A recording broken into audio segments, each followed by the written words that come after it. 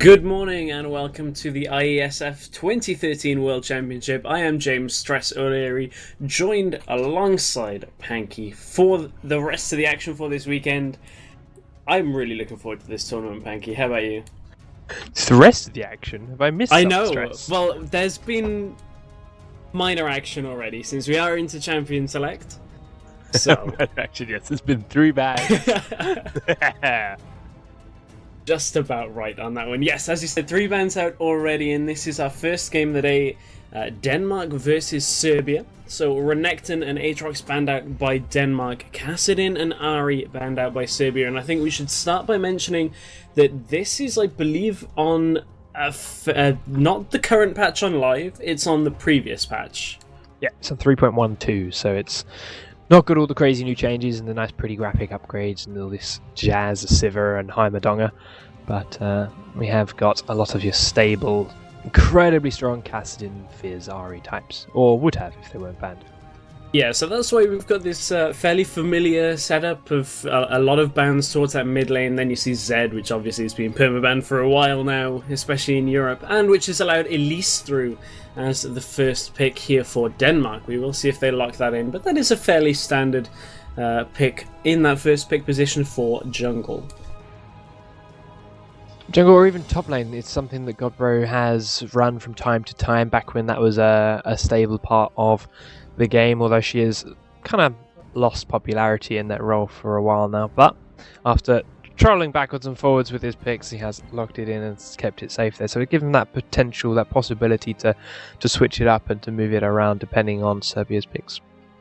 And the bans have left a couple of champions open. I mean, we used to see not so much of a Renekton ban, but of course, these players are very familiar with each other. This has now let Fizz, Orianna and Gragas through alongside Corki. And there are some fairly strong picks from that 3.12 patch that are still available here, so it'll be interesting to see where these teams do decide to go. And now we see Serbia have hovered over Corki and that Jarvan. Fairly standard picks, as we said, although I have a feeling these players will be changing around a little bit just to try and throw us off in the picks and bans, but I don't expect to see a Mundo picked up when Corki is available right there. I would like to see the Mundo pick, not so early on, especially when there's such high priority champions still there in your earlier rounds, but I'd like to see him settle in. He's still got a lot of other uses. He can still be very, very powerful, especially with new items and things like the Spectre's Cowl and the Spirit Visage and stuff. Yeah, he can still be very, very strong given the right situation, the right team comes. So maybe we'll see Serbia pick him up a little bit later. He's also someone that we've seen people try and people use in the top lane, especially out in Korea. That was a phase for a while, which if it does end up being Elise top, he doesn't fare too badly in that matchup. And we saw Santorin going through a couple of picks there, some that were a little bit surprising to see. I don't think we'll see Tryndamere locked in anytime soon, but did finally settle on Caitlyn alongside Sona. So that's just a staple match in that bottom lane. That kind of pairing is something we've seen time and time again.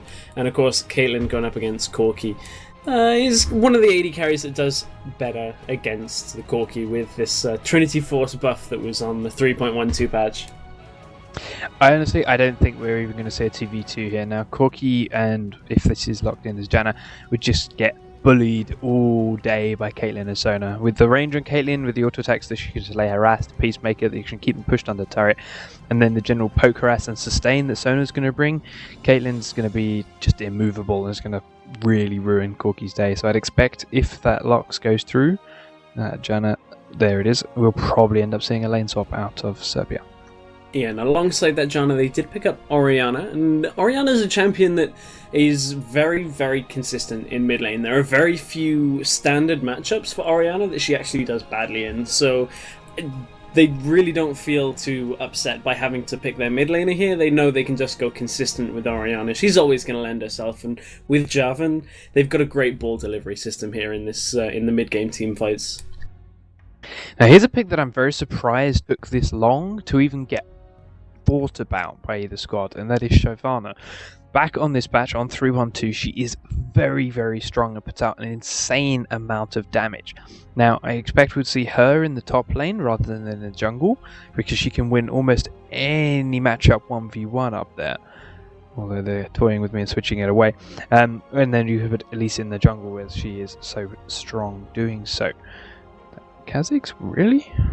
Yeah, I'm a little bit surprised on the Kazakhs as well. As you were saying, Shyvana's the champion that right at the end of the 3.12 life cycle, we saw her getting played a lot, especially against Jax up in that top lane, who was kind of becoming the counter to a lot of the standard top lane champions, and just unbelievably strong. The damage that Shyvana gets throughout all phases of the game is actually, you can just trade with her and then be like, oh, okay, she can kill me, and I didn't even know that was possible. So yeah, she's since those changes, since the last patches, she suddenly got a lot of damage output. She's always had very strong early game damage. That twin bite has helped her win very initial duels across the board, no matter which patch cycle she was in. But now with the changes to percentage health, the extra damage on her E, she started to win out a lot more matchups easily. Kazakhs has just gone complete opposite and started losing many, many more matchups and really not been picked at all. So very interesting to see where that gets put, because he is someone that could still jungle and was using the jungle in his very initial early days when he was released, but again wasn't particularly good at it, so I wouldn't like to see him there, and I'd even less like to see him in the top lane. Now, I know Millennium run Kazakh's jungle from time to time. It does have its limitations, though, because as you were saying, it hasn't had the most success, because if you don't start getting early kills and keep Kazakh snowballing, in the jungle, he really doesn't get enough in comparison to, say, a mid lane Kazakhs, where he can pick up 2 kills, and because he's already got the gold from farming, he's able to get the items and then snowball back through the game. I'm wondering how this is going to go for our Denmark team here against Serbia, as Serbia have a fairly consistent Season 3 team composition. They do. It's definitely staple. Anything other than the Janna is something you'd expect to see in all levels of play and all rounds of life. So it's a very, very strong composition, which, providing they don't lose their lanes out too hard, which they really shouldn't do. They've got strong, safe laners in that Janna, in that Shen, and then, of course, the very, very powerful level 2 ganks that you can get from Jarvan all the way from the start of the game. That guy's got what he needs to make an impact on the lane. So should they have an issue, should they start falling behind, he should be able to help swing in and turn it around. So providing they stay alive and stay safe during those times, during those rough periods, their team comps and their team fights should be pretty powerful. Now, I was kind of expecting us to go into a spectator delay then, but Tournament Realm apparently doesn't have delay on today, so we are going straight into the game, which will be up on your screens in probably about 30 seconds. But as you were saying, some very well-known players on these lineups. You see Nigodbro, who obviously is a very well-known player, played in LCS and NIP, and many players in this game that if you watch any European high-level streamer, you will be familiar with. There is really no escaping some of these names. Unfortunately so, ugly buggers. We are into game, I believe. Hopefully that will be up on your screen, as the volume is actually incredibly loud for me that I need to adjust. But we are... Sorry, it blew my head just blew my ears up. But we are into game number 1 of the day. These are, of course, best of ones here in this group stage format here at IeSF's World Championships. Denmark versus Serbia in Group A. Once again, I am Dignitas Stress alongside Panky here for all of the action this weekend. First team out buys the beers. Gamble's got his priorities set. We watch Denmark initially making their way into this top red side of the Serbian jungle. But again, this isn't anything too crazy. They're not looking for kills with it. They're just looking for jungle control. They're looking to plant wards, looking to get some vision and some knowledge on where their enemy jungler will be heading throughout the game. But again, kudos to Serbia reacting responsibly, sending Janna in to do exactly the same thing on the other half of the map. Sorry about that. Just making sure that I am at the right point in the game, as my client has decided to put me a couple of seconds behind the action. But early wards coming out, but no real aggression from either side. Of course, in the best of 1 format, that always is a little bit of a risky play to go in and be balls to the walls aggressive. But as you said, 3 good wards already out by Denmark. I was just thinking, I'm trying to figure out where the fan support is, where the stream support is, but then I looked across at my other monitor and found Serbia. Serbia's got a lot of love going through the chat right now. So there's our crowd favourite, so to speak.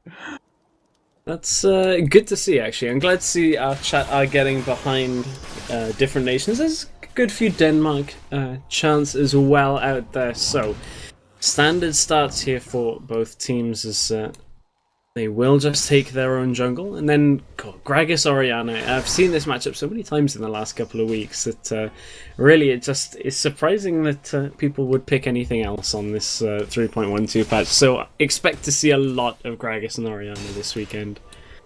Speaking of a lot, that's a lot of damage that's been laid out onto Gragas here. Now, he's got great sustain, of course. Every time he uses an ability, he gets a % of his health back, which is very, very powerful indeed.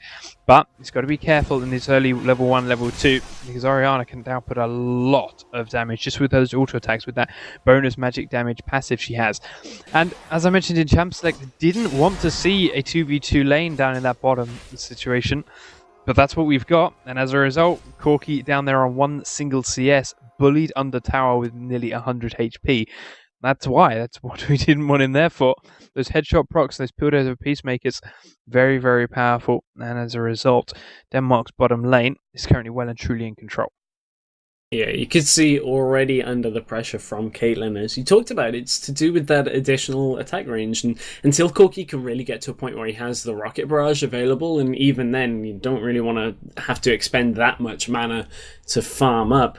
It's a little difficult for Corki in the early game, but of course, the adjustments to Trinity Force, the adjustments to Corki's kit have let him scale a lot better through the game and actually has a surprising amount of damage. And one of the things is, of course, his mixed damage, so it's fairly difficult to build against a Corki that starts picking up kills. I want to take a look at this top lane again. Now, of course, the most recent changes to Kha'Zix meant that maxing his Q, maxing that single target burst, is the primary route for people now. Which, I mean, against Shen, okay, early levels, it'll be fine. It will be gentle, steady harass. But as the game goes on, as Shen's just getting more and more health, that feint's just going to block out the majority of the damage.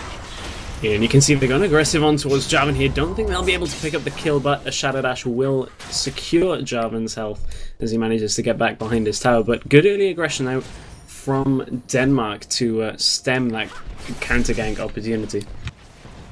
Yeah, both strings knew that how Elise has gone to keep finding Jarvan further under that tier 2 turret, forces him to EQ back to safety in the tower, just locking him out of his own jungle and taking away those golems. Meanwhile, down in the bottom lane, still under pressure as Corki eats a Piltover Peacemaker and really just pushed all the way behind his turret. 24 CS to 5 already. That is an astonishing difference in CS. Still a little bit more action there top lane, just a few more love tap backward and forward between Shen, Jarvan, Elise and Kha'Zix. Trying to slow each other down, but again, Jarvan still have plenty of potions left. He should have 3 by the time he's completed that jungle route. So he has got almost all of his health back and is back to farming the rest of his jungle. Elise, on the other hand, heading towards that mid lane. I don't expect she's going to really get anything onto that Orianna. Although, I mean, Gragas is doing a good job keeping that lane where it is.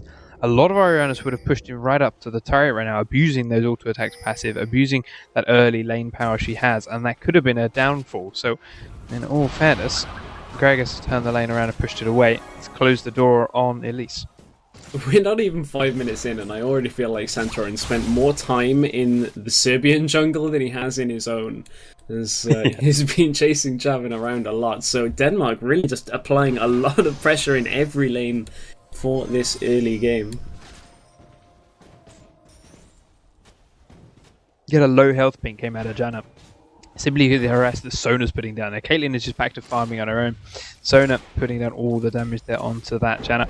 And in fact, both of the Serbian bottom laners are now based away. 38 CS to 9 on Corki. It's absolute slaughter. You do see Goldberg going into Shen. I don't imagine he's going to pick up this kill. He will with the Ignite if Shen stays around. Try to fuel him a little bit. Leaps forward and there's the first blood under tower. Very nice pickup there with that earlier Ignite. Knew that as soon as he got that jump available after the Shadow Dash was gone, there was really not a lot of way, although Stankovic did have his flash available, so Surely you would have imagined he might have anticipated that jump a little bit earlier. He stood and fought for a lot longer than I expected him to as well. He allowed Godbro to get in a better position, allowed him to land about 2 or 3 more auto attacks down, which Stankovic could have avoided and would have probably saved his life, or at least forced a deeper dive out of Godbro. He instead thought he could take more damage than he did, and obviously gave up that first blood. Yeah, meanwhile, mid lane, it looks like Jarvan is attempting a gank here. Can't quite get the angle in. Will show himself eventually, but Santorin is here.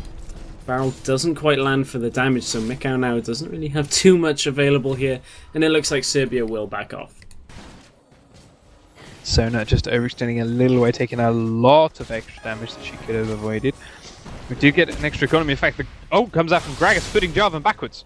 Yeah, Santorin is looking to chase. Can he land a cocoon? Nice dodge and a flash out from Jarvan. The rappel not quite in range. Will take him over to the race, but again, so much pressure being put out. Jarvan's still only level 4. Nice Dodge away by Jarvan. But that's what happens when you leave him alone there. They knew Elise was around. Both junglers were there, and both teams knew that. But they left him exposed. Shen is still having a very tough time, but Godbro misses those void spikes. Otherwise, could have potentially brought himself a second kill. I don't know what Stankovic has to do here, because Godbro's already had his ultimate, and Stankovic is just taking a lot of damage here every time they trade, and Kha'Zix is going to be able to kill him so very quickly on that kind of health, especially if he forces him to use feint earlier like he just did. Godbro is pretty much having his way up here in the CS, is telling that story as well. Stankovic has just got to farm, simple as that. He's got a lot of sustain, he needs to make the most of it, needs to be a bit more on the ball with those feints and block out that massive burst damage coming from Godbro. But it'll hit that point where he gets the Giant's Belt, or he'll get that... they land the cocoon and go in. Repel goes up as well, follows up with a Venomous Bite. That is a kill for Santorin in that top lane. Very much so. Despite taunting away, Repel managed to follow it. But he'll get that Chain Vest and he'll get that Giant's Belt, and it'll stop being such an issue. But now is his trouble time. Now is when Kha'Zix is snowballing. Kha'Zix has got that early lead on him already. As Jarvan came for a bit of a crazy steal on his own red buff, may have just given up his life. Yeah, Godbro picks that one up again, and Godbro at 2-0-1 here already in this game. And again, Santorin's just spending as much time as he likes in the enemy jungle, and it's just meant that he's got his red buff. And I believe, did they clear that red buff? Yes, they did. Okay, so yeah, I think he's got 2 red buffs. Meanwhile, down in the bottom lane, Corki is still under a lot of damage. The turret will go down. Can't quite land the Piltover Peacemaker. Flash comes forward out of Roldo for the assist on that kill for Gamble. Denmark just having their way here with Serbia already. Yeah, I mean, that's what happens when you lose your top lane in a position like that. It allows Elise and Kha'Zix to go in, roam, and steal away that red buff. Jarvan, honestly, he should have presumed that to be gone and not gone there at all. He did go through, he dropped a flag onto the bush, spotted that Elise was in there, and thought he could perhaps go in and steal it away, but he should have known Kha'Zix would have been with her, even if he didn't see him originally, and just dropped the flag and left, if anything. So, gave up a very unnecessary kill from there.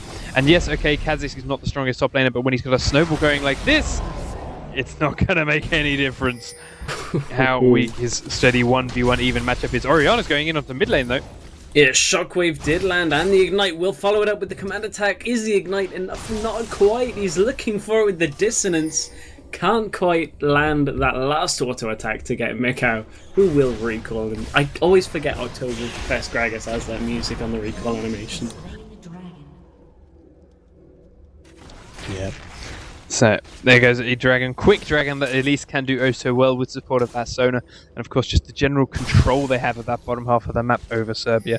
With that bottom lane, that Corki Dana pushed so far back under that tier 2 turret, they knew there was no chance of those two coming to contest that dragon. Orianna had no ultimate, and they knew Caitlyn was coming down even if she had come across, so a completely free dragon for Denmark gives them another 1,000 gold. And you can see already 15.8 thousand to 11.1 at 10 minutes into the game. That's a staggering difference, and it looks like that might not be where it's going to stay, because there's a lot of people in the mid lane from Denmark. They are looking to pressure on towards that turret, and you can see the on my way ping comes out from Jarvan. I don't know whether they've got enough to hold this if they were to go for a dive under the turret here. Yeah, watching. I don't even think Denmark really need to, and I think they know that. They're just going to keep the pressure up. They're going to keep clearing wave after wave with Gragas Barrel, with some Elise pressure, and then they can start doing this. They can just start landing little bits of damage over time. While Caitlyn clears out and pushes that bottom lane, then she'll probably rotate up and take the turret down with them. They are ahead. They have a huge lead. They know that. They will feel that, and there's no reason to risk it and throw it away with a silly dive. Yeah, meanwhile, back up in that top lane again, you can see Stankovic is taking so much damage from Godbro, and really just every time he shows his face in front of that minion wave, it takes so much damage and chips him down around that third of a health, and that's really where Kha'Zix wants you, because then he can just instantly burst you down and carry on farming. Yeah, with that earlier brutalizer that he's of course got thanks to those nice quick kills, he's just going straight through the Ninja Tabi and Doran shield of that Shen. Jarvan does realise there's a dive potential, and he's heading up there himself, but he's also being followed up by Gragas. So Shen is in all sorts of trouble. Although Godbro has decided to fight under the turret, Ignite is ticking. Don't think it'll quite be enough to pick Godbro up, and it's a good job that Mikhail's there, because he does deter Jarvan from following on. Meanwhile, in the mid lane, Denmark pushing on towards this outer turret. They will be able to take this uncontested. Red team's turret has been destroyed. There we go. As I said, Gamble, once he finished pushing that bottom lane, he just rotated up to that middle lane, which was already pressured, already pushed, thanks to Santorin and his Sona support rolled out, and they're able to pick up a more or less quick, easy turret. Did see Gragas use his ultimate on Jarvan in that top lane, pushed him back and away to Jarvan very quickly, EQ combo back under turret to safety, and got himself out of there. He actually ate the Ignite too, so Gragas is not going to have that for a while. Yeah, you saw Caitlyn very nearly take Bigfoot out of the equation with that ace in the hole, but managed to survive through with the command Protect. Meanwhile, Caitlyn is going to rotate up towards his top lane, which will allow them to start pressuring that final remaining outer tower, which is the point at which, when all three are down, they will have the ability to control the jungle from Serbia very easily, with just a few wards. And really, when the lights go out like that, it is very difficult to go up against a team with a Kha'Zix, because he can just sneak out of the darkness and use his ultimate anyway, but being able to hatch you out in your own jungle is just another edge that a Kha'Zix will have when ahead. So now Gamba and Roldo rotated up towards that top lane. It's the last tier 1 turret on the map, and they're going to take it out. Jarvan finds Elise, takes a full combo to the face, and okay, he walks away healthy enough, but he could no way take a fight. Yeah, looks like Denmark are going to continue their pressure here, as Godbro, who took out Orianna down in the bottom lane, didn't even get a chance to go over and see what happened there. But Jarvan looks to engage, will go in with the Demacian Standard and the Cataclysm, but it's only Sona that's locked in. Crescendo lands onto Corki. Santorin manages to dodge the rocket barrage. There's quite a bit of damage coming out from Serbia, but there's the explosive cast from Gragas, and now they look to chase beyond this. In fact, I think they're just going to take that tower. There's a bit of a sloppy fight from Serbia. It was a nice engage, it was a good attempt. Then half the team realised they were taking a lot of damage and wanted to back away. Half them wanted to go further in.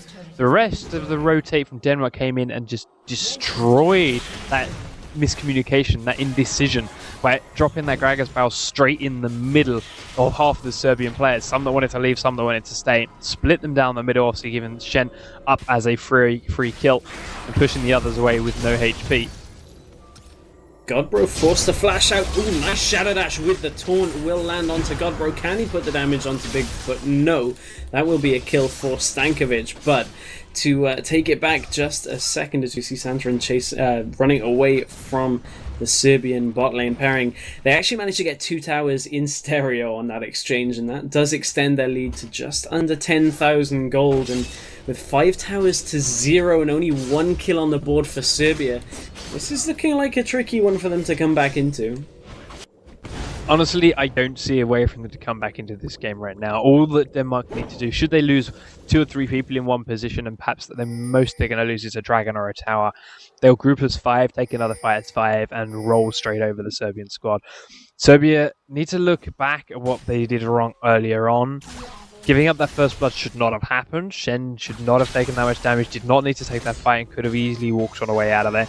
They really should have lane swapped, as they could have shut down Kazakh very easily with Corki and Janna, and they wouldn't have had such a gimped backwards, no damage AD carry at this point in the game. And ultimately, again, Jarvan dying in the jungle, giving up that when he tried to save that red buff. Just little things here and there they did not need to give away to the Denmark team, and it could have helped them into this earlier on. But as you can see there by that very quick free dragon the Denmark just picked up, and now they're pinged straight onto Baron. They're basically doing whatever the hell they want. That is still an ambitious call. It is only 16 minutes into this game, so early Barons... It's a Dignitas call, is what it is. It is, to be honest. That's the kind of thing that Dignitas UK would be fairly well renowned for doing. It's just like, we're kind of behind. Let's just do a Baron and try and get back into the game. Oh, sorry, no, we're ahead. Let's do a Baron and give our opponents the game. But nevertheless, Serbia do find themselves in a predicament, and really the story of this game is, oh wow, Janna takes so much damage over the wall, and now they will start the Baron. The story of this game really can be told by looking at the top lane. There's 144 CS, 4 kills, and 1 death on Kazakhs to the 1 and 5 Shen with only 62. I don't think we're going to see some kind of miracle steal out, as I don't think Serbia just have the damage for it. And there goes Nigodbro over the wall. Can he put the damage down? Cataclysm has been used on top. Crescendo, but a very nice shockwave out of Bigfoot, who is also taking a lot of damage from Elise. There's the ace in the hole for that double kill. And that is a convincing team fight once again for Denmark.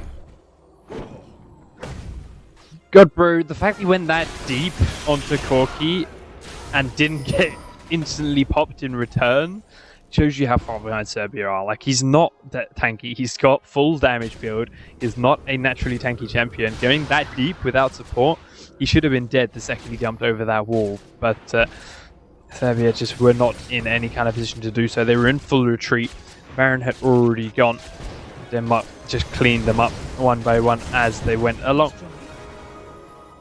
And that tower makes 6, so all of the non-inhibitor towers are down for Serbia in this game. And 12 kills to 2, 14,000 gold is near enough the difference here between the two teams. And deep wards already, well, as to be expected from Denmark, as we were talking about, as soon as those outer towers go, the lights go off, and it's very difficult to establish vision control in your own jungle. You can see Janna is trying to do that with this pink ward at blue, but blue's not really worth fighting over at this point in time, and Denmark are going to be able to come in and just steal this one away. Can give it a go. There's quite a bit of burst damage in that Serbian pairing, but nice combo by Gragas. Ooh, immediate leap over by Godbro. They take the exhaust. Yeah, Santorin will chase on with the repel. I don't think they can quite get it. Explosive cast was used to pick up Janna, but here comes Corki and Jarvan from the side. Jarvan really not tanky enough. He's taking a lot of damage already from this one, and Nigodbro is still alive. A very nice shockwave into Cataclysm will take the health away from Nigodbro, and that is a bit of a sloppy performance there from Denmark, losing 2 there. But meanwhile, in the mid lane, Gamble has taken down the first inhibitor turret of the game and cracked that outer shell. Yeah, I mean, that's partly why that went to Serbia in that direction. The main focus of Denmark damage was in that mid lane split, pushing down a turret, and Gragas used his ultimate on just that one Janna target to finish her off at long range. So they managed to close in from all sides and pick off 2 quick free kills. Godbro, of course, went very deep to get onto Orianna, try and blow her up. Couldn't 1v1 her down, which then left him open and stranded, so gave up that free kill.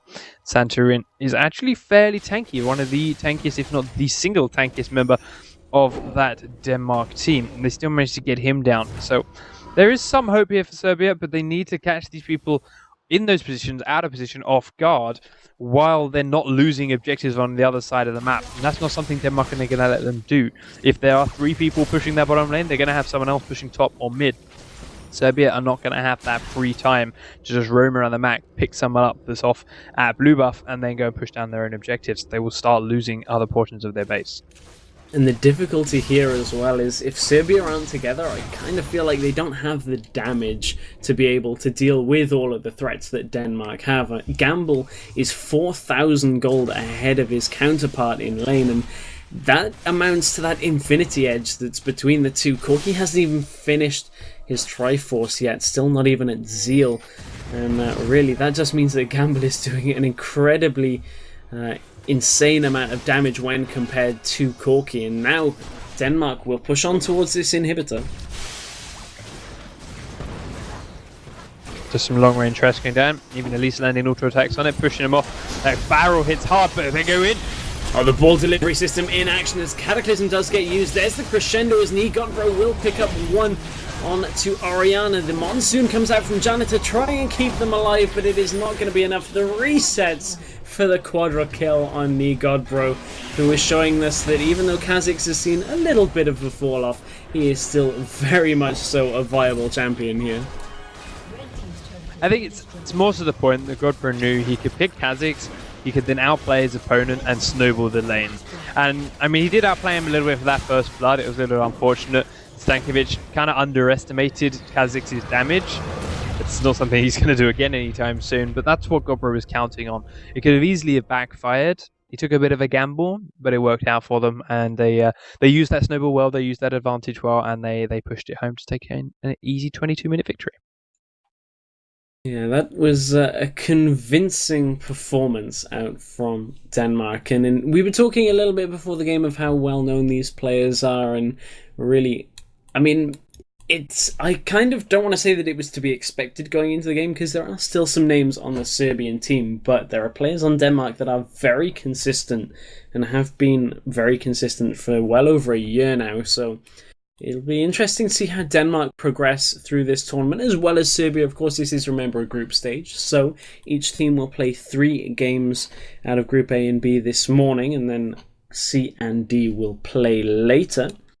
And then I believe we will go on to a bracket format after that, and I think we're going to try and figure out what game we are going to go into next.